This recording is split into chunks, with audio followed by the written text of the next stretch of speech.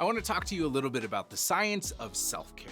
Now, I want to preface this conversation by saying that self-care is oftentimes a very ambiguous and ill-defined concept. We talk about go take a long bath, go take a vacation, all of these ideas as self-care. And I think that realistically, it is more helpful for us to think about self-care as rhythms, pacing, or even just the way that we offer compassion and grace to ourselves through our actions. This concept, the science of self-care, has a lot to do with coping strategies and the way that we deal with distress, which isn't necessarily what self-care is, but I do think is a part of the idea of self-care and can be used both as coping and as a starting point for how do we care for ourselves in the midst of day-to-day life, whether it's hard or it's easy. What are the things that we benefit from, the things that kind of rejuvenate us and fill up our fuel tank? So the science of self-care is a worksheet that I've put together for you, and you will find it as part of the module within the collective. And what I want you to do is I want you to at least have it in front of you while you're watching this video. Maybe you fill it out later. If you can print it out, that's wonderful. If not, you can even just write it out on a piece of paper for yourself. What we're gonna do is we're gonna look back on the past month. And we're gonna think about the times that we've done things or engaged in different activities that have felt really comforting or relaxing, or just we left it with a sense of energy and a sense of peace. And with those ideas in mind, we're gonna make a decision. We're gonna decide whether they fit better as reliable or effective. Now, here's what we mean by these terms. Not all self-care is reliable. So that idea of go take a hike into the mountains or take a 3-hour bath, we might be at work and we need to get through this and it feels like everything's falling apart and we can't find time in our week to take 3 hours for a bath. So it's not something that's reliably there. We're talking about things that we can access at almost any time. So for me, something that is pretty reliable is a book that I can read and coffee. Both of these things really help me feel rejuvenated. They help me to be more present with my current moment or even to escape into a different moment. It helps me to relax and feel restored. So those are two things that I would put in my reliable container. Some other things that are reliable might be drinking water. This is a huge thing and it fits within the idea of a pattern interrupt, but it's something that you will almost always have access to water. Maybe this is even clothing. Keeping your wardrobe full of clothes that help you feel more like yourself or make you feel more comfortable in your own skin. Other things that might be reliable are gum, a mint. This could be taking deep breaths. This could be doing activities like 5, 4, 3, 2, 1.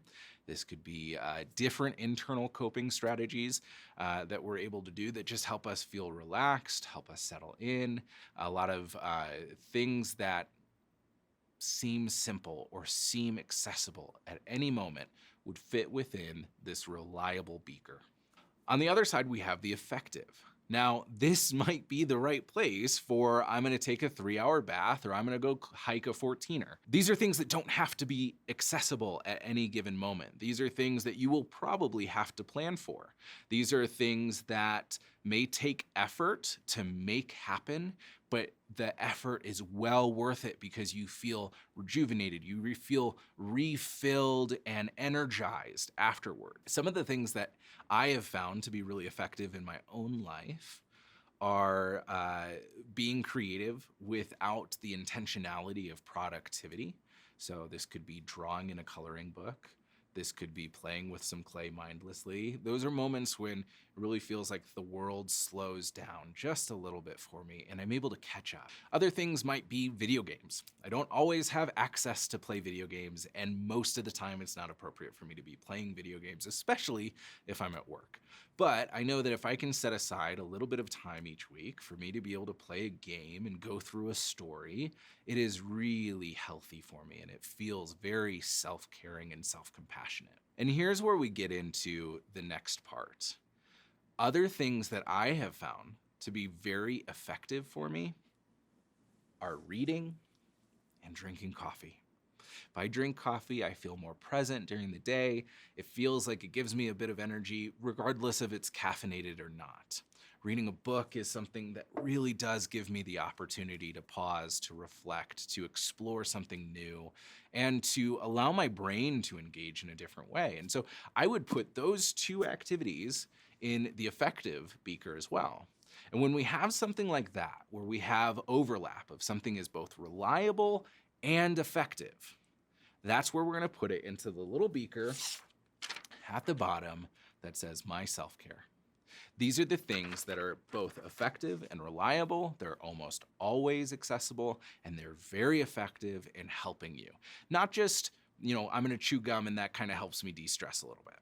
But this is something that really helps me feel better about myself, better about the world, helps me to feel calmer. And you might be asking, how is a book or coffee reliable and effective? Well, I can carry around a book most of the time, and because I know that it's part of my self-care, I'm probably going to. I have a book in my backpack almost all the time, so that I know if there's a spare 5 minutes, or even if I'm running to the bathroom, I can take a book, read it for 2 minutes, a minute, 5 minutes. I can sit in an area of the studio between recording sessions or between sessions, and I can read for maybe 10 minutes, but I have it available to me. As far as coffee, I'm sure there seems to be a coffee shop around every single corner. You can also make coffee at home. There's also ways to make it really affordable and accessible where I can have coffee that I bring from home and just use throughout the day. And so some of this is going to take some planning to make sure that it is accessible at almost any moment. But now that I know that this is something that I want to target, it makes it so much easier for me to engage in intentional self-care throughout the day. Now, you might notice that there's an expiration date on the self-care beaker. This is so important.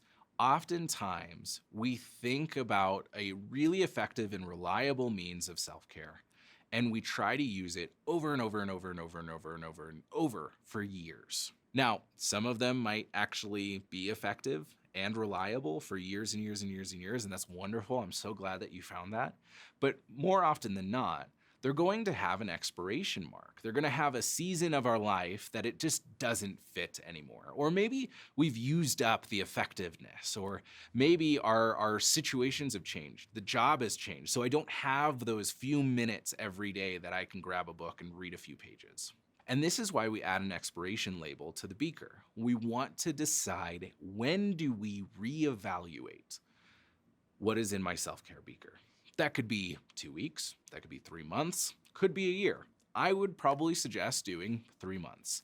That gives you enough time to fall into a rhythm of self-care. It gives you an opportunity to set up some procedures in place, like putting a book in your backpack whenever you go to work, and to use it. And then when you reevaluate, it might still be effective and reliable, so keep it there. You might find a couple others that aren't, and that's okay. They serve their purpose for the time. And now it's your job just to find something to replace it. I think it's really important for us to have 3 things in our self-care beaker. This allows us 3 different opportunities to engage in practices that help us be compassionate to ourselves, refill our own tanks, and just be more present with the world and our environment and everything that's going on. I hope that you've enjoyed this idea of the science of self-care. I hope that you use the worksheet, and I would love to be able to hear from you on the different things that you're able to come up with. Hopefully there will be an option to comment on the module below and share some of the things that you've been able to come up with. And if you have any questions, feel free to email us, content@mayfieldcounseling.com. Explore the rest of the collective. Go forth and take care of yourself. You deserve it.